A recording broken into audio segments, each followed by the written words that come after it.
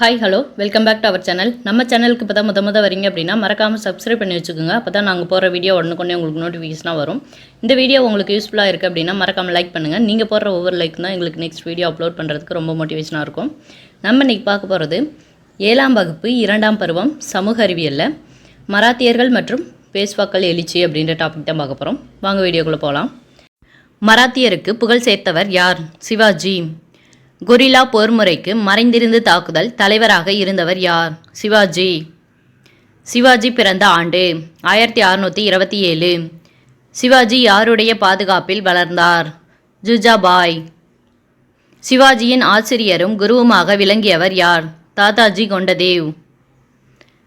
குதிரையேற்றம், போர்க்கலை, அரசு நிர்வாகம் ஆகியவற்றில் சிவாஜிக்கு பயிற்சி அளித்தவர் யார்? தாதாஜி கொண்டதேவ்.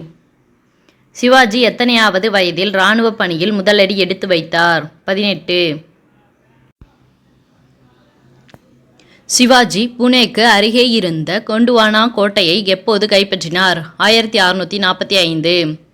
ரெய்கார் கோட்டையை கைப்பற்றி அதனை புனரமைத்தவர் யார்? சிவாஜி.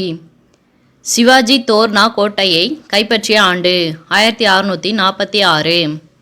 சிவாஜியின் பாதுகாவலரான தாதாஜி கொண்டதேவ் இயற்கை எய்திய ஆண்டு 1649.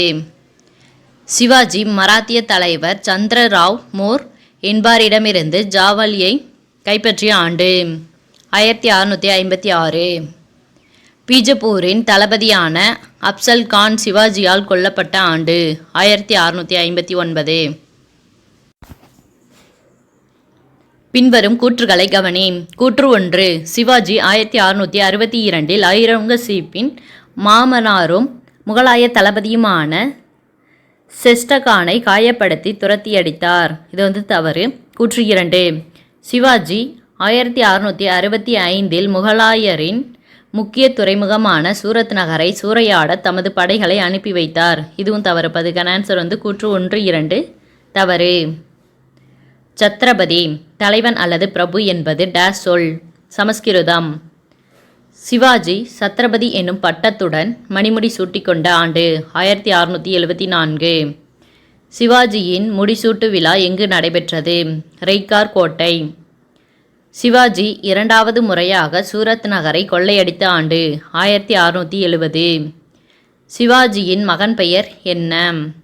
சாம்பாஜி. சிவாஜி இயற்கை எய்திய ஆண்டு 1680. சிவாஜியின் அரசியல் முறை எத்தனை வட்டங்களை கொண்டிருந்தது? 3. சிவாஜியின் இராணுவத்தில் முதுகெலும்பாக திகழ்ந்தது எது? காலாட்படை. சிவாஜி எத்தனை அமைச்சர்களை கொண்ட குழுவிற்கு அஷ்டபிரதான் என பெயரிட்டார்? 8. மராத்திய பேரரசில் டேஸ் என்பவர் நவீன கால பிரதமருக்கு இணையானவர்? பேஷ்வா. கீழ்கண்ட கூற்றை ஆராய்க. கூற்று 1. நிலவரியானது உண்மையான விளைச்சலின் அடிப்படையில் நிர்ணயம் செய்யப்பட்டது. இது சரி. கூற்று 2. நிலவரியில் 5/3 பங்கு அதாவது 3/5 விவசாயிகளுக்கு ஒதுக்கப்பட்டு 5/2 பங்கு அதாவது 2/5 அரசால் எடுத்துக்கொள்ளப்பட்டது. இதுவும் சரி. அதுக்கான ஆன்சர் கூற்று 2ம் சரி.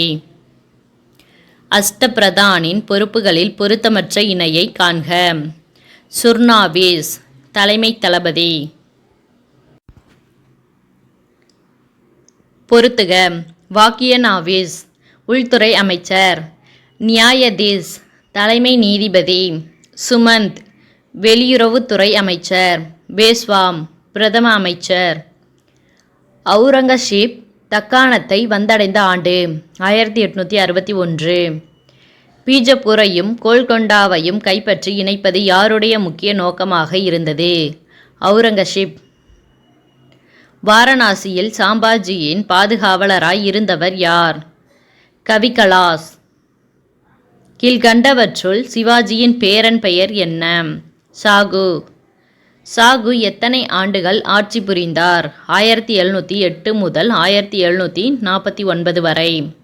சாகு என்றால் டேஸ் என்று பொருள். நேர்மையானவர். சிவாஜியிடமிருந்து குணநலன்களை வேறுபடுத்தி காட்டுவதற்காக சாகு என்ற பெயர் யாரால் வைக்கப்பட்டது? அவுரங்கசீப். சாதாரண வருவாய்த்துறை அலுவலராக பணியை தொடங்கிய பாலாஜி விஸ்வநாத் எந்த ஆண்டு பேஷ்வா ஆனார்? 1713. கெய்க்வாட், ஹோல்கார், சிந்தியா ஆகிய குடும்பங்களுக்கு அதிகாரங்களை வழங்கியவர் யார்? பாஜிராவ். முக்கிய மராத்திய குடும்பங்களை பொறுத்துக. கெய்க்வாட், பரோடா. பான்ஸ்லே, நாக்பூர். ஹோல்கார், இந்தூர். சிந்தியா, குவாலியர். நிதி நிர்வாக செயல்பாடுகளை பாஜிராவ் எங்கு மையப்படுத்தினார்? பூனே. மராத்தியர்களின் படை எவ்வளவு குறைவான குதிரை வீரர்களை கொண்டிருந்தது? 5000. பாலாஜி பாஜிராவ் பேஷ்வா பொறுப்பில் இருந்தபோது பேரரசு சாகு எந்த ஆண்டு இயற்கை எய்தினார்? 1749. முகலாயரின் வீழ்ச்சிக்கு இராணுவ ரீதியாக பங்களிப்பு செய்தவர்கள் யார்? பேஷ்வாக்கள். மராத்தியர்களின் குறுகிய கால பேரரசு 1761 எங்கு முடிவடைந்தது? பானிபட். மூன்றாம் பானிபட் போர் நடைபெற்ற ஆண்டு? 1761. மூன்றாம் பானிபட் போரை எவை தீர்மானித்தன? பீரங்கி படைகள். இதோட இந்த டாபிக் கம்ப்ளீட் ஆயிடுச்சு. நெக்ஸ்ட் டாபிக் அடுத்த வீடியோவில் பார்க்கலாம். தேங்க்யூ.